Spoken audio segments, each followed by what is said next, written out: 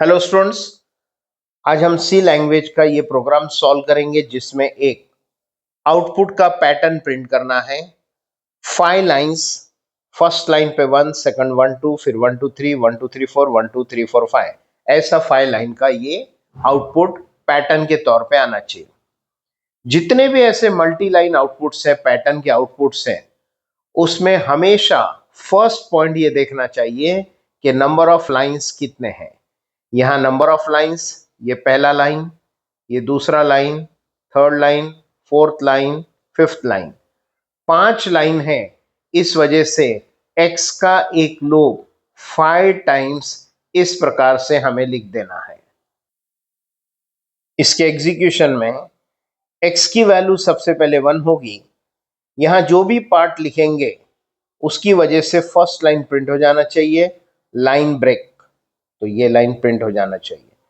फिर next time x होगा 2, फिर से ये कोड एग्जीक्यूट होना चाहिए और लास्ट में लाइन ब्रेक, जिसकी वजह से ये सेकंड लाइन प्रिंट हो जाना चाहिए। x3 होगा, तीसरी बार ये चलेगा line break, third line, fourth line, fifth line, ऐसा 5 टाइम्स चलने से 5 लाइंस का आउटपुट आ जाना चाहिए। तो सबसे पहला पॉइंट हमने क्या देखा इसमें कि नंबर ऑफ लाइंस 5 है, इस हिसाब से x का लूप 1 to 5 और यहां पर printf/n। फिर दूसरा पॉइंट देखना चाहिए कि नंबर ऑफ कॉलम्स कितने हैं। First column, next column, next column, next column, next column, ऐसे नंबर ऑफ कॉलम्स के लिए यहां पर y का लूप तैयार होगा और उसके अंदर एक वैल्यू प्रिंट होगी। क्योंकि यहां पर चेंजेबल वैल्यू है, इस वजह से यहां पर y आएगा। चेंजेबल वैल्यू मतलब 1 2 3 4 5, ये देखो लास्ट लाइन, तो ये अलग अलग वैल्यूज है तो y आएगा। और अगर ऐसे सेम वैल्यूज होते तो x आता।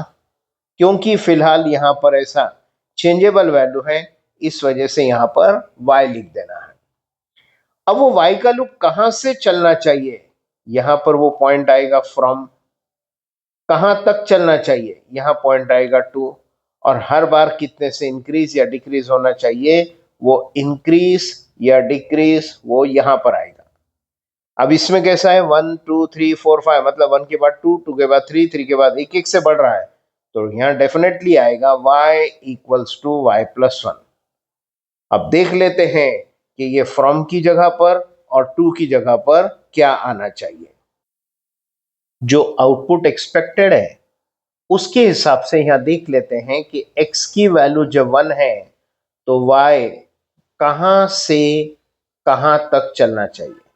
जब x2 होगा तो y कहां से कहां तक, फ्रॉम एंड टू। x3 होगा तो कहां से कहां तक चलना चाहिए। x4 होगा तो कहां से कहां तक, यहां लिखेंगे। x5 होगा तो देखेंगे कहां से कहां तक चलना चाहिए। x1 होगा मतलब फर्स्ट लाइन, तो फर्स्ट लाइन देखो कहां से कहां तक है, 1 से 1 तक। x जब 2 होगा मतलब यहां का सेकंड लाइन प्रिंट होने वाला है, जो कि 1 से लेकर 2 तक है, तो 1 से लेकर 2 तक। x3 होगा तो 1 से लेकर 3 तक। x4 होगा तो 1 2 3 4, मतलब 1 से लेकर 4 तक। और x अगर 5 है तो 1 से लेकर 5 तक प्रिंट होना चाहिए। जिसमें ये जो फ्रॉम वाला पॉइंट है वो y में यहां पर इंप्लीमेंट हो रहा है, ऑलरेडी लिखा हमने यहां फ्रॉम। और ये जो 2 वाला पॉइंट है वो इस जगह पर इंप्लीमेंट होगा। अब फ्रॉम से 2 तक दोनों में से कौन सा एक फिक्स वैल्यू है, तो हम कहेंगे फ्रॉम। हर बार 1 से 1 से 1 से फिक्स है, 1 से, तो यहां लिख देंगे 1। लेकिन कहां तक आना चाहिए वो चेंजेबल है, और चेंजेबल जनरली हम x के ऊपर डिपेंड कराते हैं, तो यहां लिखेंगे y less than equal to x। अब इस जगह पर लेस देन इक्वल टू कब आना चाहिए और ग्रेटर देन इक्वल टू कब आना चाहिए। जब वैल्यू ऐसे बढ़ रही है, लाइक 1 2 3 4 5, ऐसा इंक्रीज में हो रहा है, तब लेस देन इक्वल टू होगा। और जब ऐसा उल्टा चल रहा है, 5 4 3 2 1, मतलब डिक्रीज होगा, तो ग्रेटर देन इक्वल टू 1 लेना चाहिए, क्योंकि यहां पर हमें कहां से कहां तक चाहिए, first time 1, next time 2, next time 3, next time 4, मतलब ये चेंजेबल है, तो यहां पर हमने x लिख दिया। और 1 से 5 ये बढ़ रहा है, इंक्रीज है, इस वजह से लेस देन इक्वल टू लिख दिया। एनी हाउ कोड कंप्लीट हो गया। अब इसको पूरे प्रोग्राम में लिखकर देख लेते हैं कि एग्जीक्यूशन कैसे होगा। और स्पेशली यहां पर x क्यों लिखा गया, x के ऊपर डिपेंडेंट है या नहीं। जब x 1 है तो ये 1 तक चलना चाहिए, जो कि यहां इंप्लीमेंट हो रहा है। x 2 है तो 2 तक, x 3 है तो 3 तक, मतलब जो x है वहां तक, इस वजह से यहां पर x लिखा गया। एनी हाउ कंप्लीट कोड लिखकर एक बार एग्जीक्यूशन देख लेंगे। इस कंप्लीट प्रोग्राम का अगर एग्जीक्यूशन ऑब्जर्व करें तो यहां पर ये x का लूप 1 से लेकर 5 तक चल रहा है। सबसे पहले x की वैल्यू 1 है, y लूप में आएगा, और y का लूप यहां से ये है फ्रॉम, यहां तक ये है 2, और हर बार कितने से बढ़ना या कम होना। तो यहां लिखा हुआ 1 मतलब 1 से लेकर, और यहां लिखा हुआ x की जगह पर x की वैल्यू रखेगा जो कि फिलहाल 1 है, तो 1 से लेकर 1 तक चलेगा और उसे प्रिंट करेगा, मतलब स्क्रीन पर 1 प्रिंट हुआ।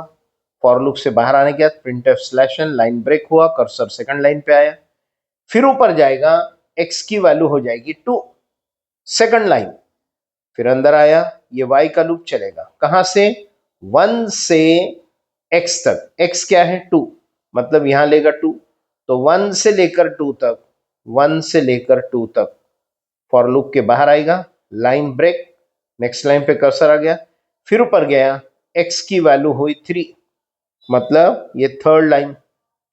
y का लूप चलेगा कहां से, 1 से, देखो हमेशा 1 से ही है, दैट इज द रीजन कि यहां पर y में हमने 1 लिख दिया हुआ।